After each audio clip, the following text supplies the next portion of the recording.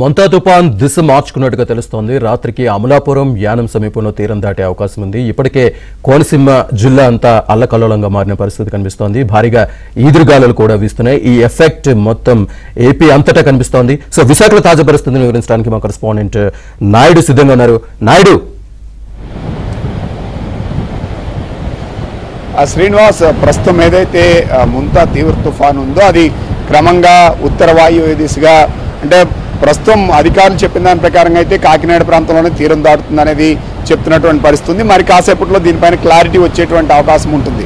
ఎందుకంటే అది ఎక్కడ క్రాస్ అవుతుంది, ఎందుకంటే దాని ఏరియా పెద్దదిగా ఉంటుంది కాబట్టి ఎక్కువ శాతం నదీ ముఖద్వారాలు ఏ ప్రాంతంలో ఉంటాయి అంటే అది క్రాస్ అవడానికి లో లైన్ ఏరియా అనేది కంపల్సరీ ఉంటుంది. కాబట్టి నదీ ముఖద్వారం, లో లైన్ ఏరియా ఈ రెండే సాధారణంగా ఇప్పుడు సైక్లోన్ క్రాస్ అవడానికి ఆస్కారం ఉన్నటువంటి ప్రాంతాలు. కాబట్టి సో ఇప్పుడు చాలామంది ఉదంతాలు ఏవైతే వస్తున్నాయో వాటి విషయంలో మరి కాసేపట్లో వాతావరణ శాఖ కొంత క్లారిటీ ఇచ్చేటువంటి అవకాశం అయితే మనకి కనిపిస్తుందని స్పష్టంగా తెలుస్తుంది. ప్రస్తుతం అయితే మాత్రం తీరానికి దగ్గరగా వస్తుంది కాబట్టి క్రమంగా కూడా ఈ గాలి తీవ్రత అనేది పెరిగేటువంటి అవకాశం ఉంది. మరోవైపు ఏంటి అంటే రెయిన్ యాక్టివిటీ మిగతా ప్రాంతాల్లో తగ్గినప్పటికీ క్రాస్ అయిన ఏరియాలో మాత్రం రెయిన్ యాక్టివిటీ క్రమంగా పెరిగేటువంటి అవకాశం ఉంటుంది. ఎందుకంటే ఒకసారి ల్యాండ్కి నియర్గా వచ్చిన తర్వాత దానికి మాయిశ్చర్ కంటెంట్ అనేది ఎక్కువ శాతం రాదు. కాబట్టి క్రమంగా వర్షాలు కానీ ఇవి కానీ కొంత తగ్గుముఖం పట్టినట్టు అనిపించినప్పుడు కూడా అది ఒకసారి ల్యాండ్ ఫాల్ స్టార్ట్ అయిన తర్వాత మళ్ళీ క్రమంగా రెయిన్ పెరిగేటువంటి అవకాశాలు అయితే ఉంటాయని వాతావరణ నిపుణులు అయితే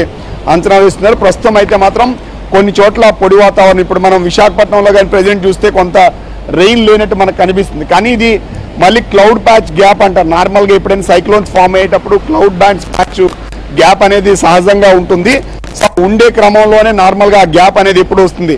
సో ఇప్పుడు అందుకే ఇప్పుడు ఆల్రెడీ విశాఖపట్నంలో మనం చూస్తే ఇప్పుడు పొడి వాతావరణం ఉన్నట్టు కనిపిస్తుంది. కానీ వాస్తవంగా క్లౌడ్ బ్యాండ్ గ్యాప్, ఇప్పుడు క్లౌడ్ బ్యాండ్కి సంబంధించిన గ్యాప్ ఎప్పుడైతే వస్తుందో ఆ సమయంలో కొంత గ్యాప్, ఇప్పుడు మనకి కృష్ణా ఈ ప్రాంతాల్లో కూడా కొంత ఓపెన్ ఏరియా ఉండి వర్షాలు పడలేని కొంతమంది ఊహాగానాలు చెప్తున్నారు.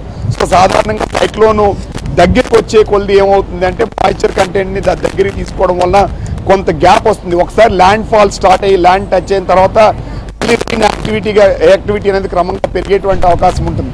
కాబట్టి రిలాక్స్ అవడానికి ఇది లేదనేది స్పష్టంగా చెప్పొచ్చు.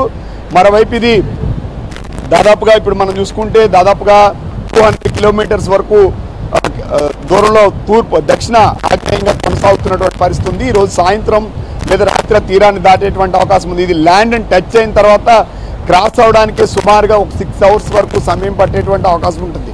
సో ఐ నుంచి బ్యాక్ సైడ్ ఒక 3 అవర్స్, ముందున్నటువంటి ఒక 3 అవర్స్ దాదాపుగా, అంటే ఒకసారి ల్యాండ్ అండ్ టచ్ అయిన తర్వాత ఐ ఏరియా అక్కడి నుంచి క్రాస్ అవడానికి 3 to 5 hours 6 hours based on the velocity దీని మీద ఆధారపడి ఉంటుంది. కాబట్టి సో ఈరోజు రాత్రికి దాదాపుగా అది క్రాస్ అయ్యేటువంటి అవకాశాలు అయితే ఉన్నాయని వాతావరణ నిపుణులు అంచనా వేస్తున్న పరిస్థితి ఉంది.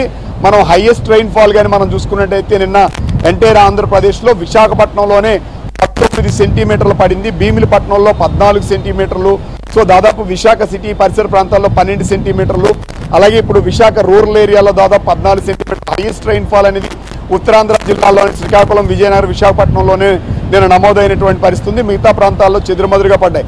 బట్ ఈ రోజు హెవీ రెయిన్ ఫాల్ ఫోర్కాస్ట్ అనేది ఆల్రెడీ ఎంటైర్ కోస్ట్కి ఇచ్చారు కాబట్టి కొంత అప్రమత్తం ఉండాల్సినటువంటి అవసరం ఉంది.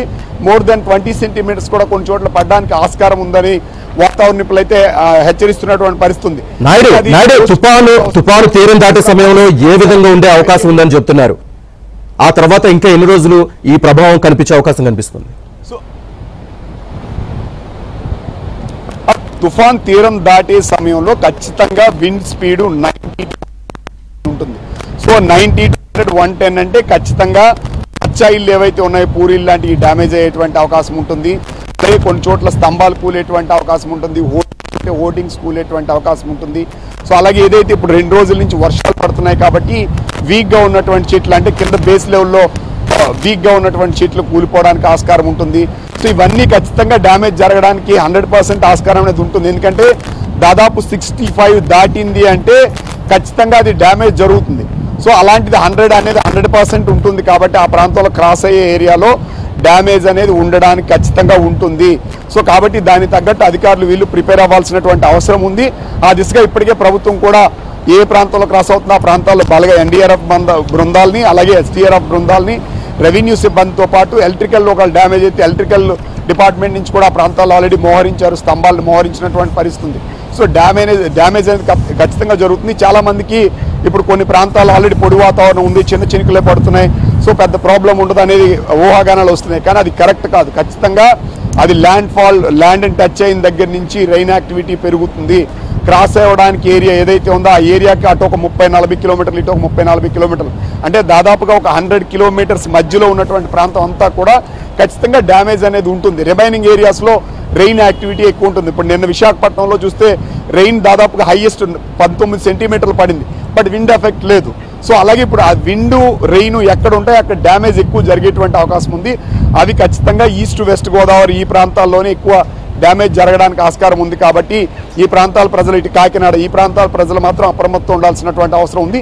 మిగతా ప్రాంతాల్లో కూడా విండ్ ఎఫెక్ట్ ఉంటుంది, రెయిన్ ఉంటుంది, కానీ అక్కడ జరిగేంత బీభత్సం జరగదు. ఎందుకంటే గాలి ఎప్పుడైతే ఎక్కువగా వస్తుందో సో డ్యామేజ్ పర్సెంటేజ్ ఎక్కువగా ఉండడానికి ఆస్కారం ఉంటుంది. రెయిన్ ఎంత ఎక్కువ పడినప్పటికి కూడా గాలి లేకపోతే ఆ ప్రభావం ఉండదు. కాబట్టి మిగతా ప్రాంతాల మీద రెయిన్ ఎఫెక్ట్ ఎక్కువగా ఉండేటువంటి అవకాశం ఉంది. కాబట్టి ఆ ప్రాంతాల ప్రజలు అప్రమత్తంతో పాటు మిగతా ప్రాంతాల ప్రజలు కూడా అప్రమత్తం ఉండాలి. ఎందుకంటే కంటిన్యూగా రెయిన్ పడడం వలన కొండ చర్యలు విరిగిపడడం కానీ, చెట్లు పడడం కానీ, లేకపోతే కొన్ని పక్కాయిలు ఏవైతే పాతబడి ఉన్నాయో అవి కూలడం కానీ ఇలాంటివి జరుగుతాయి. కాబట్టి ఆ విషయాల్లో కూడా కొంత జాగ్రత్త తీసుకోవాల్సినటువంటి అవసరం ఉంది. ఇటు అధికారులు ఏదైతే ప్రత్యేక అధికారులు ప్రతి జిల్లాకి నియమించారో వాళ్ళు ఎప్పటికప్పుడు మానిటర్ చేస్తున్నారు. సో అంతేకాకుండా ప్రత్యేక బృందాలను ఏర్పాటు చేసి ఎక్కడైనా పొరపాటున కొండ చర్యలు విరిగిపడిన వీటిని క్లియర్ చేస్తున్నారు. విశాఖ నగరంలో మనం చూసుకుంటే సీతకొండ ప్రాంతం, అలాగే యారాడ ప్రాంతంలో కొండ చర్యలు విరిగిపడడంతో వాటిని వెంటనే క్లియర్ చేశారు. నగరంలో దాదాపు 15 చోట్ల చెట్లు విరిగిపడ్డాయి, వాటిని కూడా ఇప్పుడు క్లియర్ చేసినటువంటి పరిస్థితి. సో లో లైన్ ఏరియాస్లో కొన్ని చోట్ల వాటర్ స్టాగ్నేట్ అయింది. సో వాటిని కూడా అధికారులు ఆల్రెడీ క్లియర్ చేసినటువంటి పరిస్థితి. సో ఎప్పటికప్పుడు యంత్రాంగం అప్రమత్తం ఉండడంతో పూర్తి స్థాయిలో ప్రజలకు ఇబ్బంది కలగకుండా చర్యలు తీసుకుంటున్నటువంటి పరిస్థితి అయితే ఉందనేది మనం స్పష్టంగా చెప్పొచ్చు. బట్ ఇంపాక్ట్ అనేది మాత్రం వెస్ట్ గోదావరి, కాకినాడ, కోనసీమ అలాగే ఈ జిల్లాల మీద ఎక్కువగా ఇంపాక్ట్ ఉండేటువంటి అవకాశం ఉంది. కాబట్టి వాళ్ళు ఎక్కువగా అప్రమత్తం ఉండాల్సినటువంటి అవసరం అయితే ఉందనేది వాతావరణ నిపుణులు హెచ్చరిస్తున్నారు. మిగతా ప్రాంతాల మీద కూడా ఉంటుంది. అది క్రాస్ అయిన తర్వాత కూడా రెయిన్స్ ఉంటాయి. ఎందుకంటే అది కరెక్ట్గా బలహీనపడడానికి మరొక 24 గంటలు పడుతుంది. కాబట్టి దాంతోపాటు వచ్చినటువంటి క్లౌడ్ మాయిశ్చర్ అంతా కూడా ల్యాండ్ ఫాల్ మీదే వాటర్ రూపంలో పడుతుంది. కాబట్టి వర్షం ఎక్కువగా పడడానికి ఆస్కారం ఉంటుంది. కాబట్టి అది క్రాస్ అయిన తర్వాత మరో 24 అవర్స్ వరకు కూడా రెయిన్స్ కొనసాగడానికి ఆస్కారం ఉందనేది స్పష్టంగా చెప్పవచ్చు.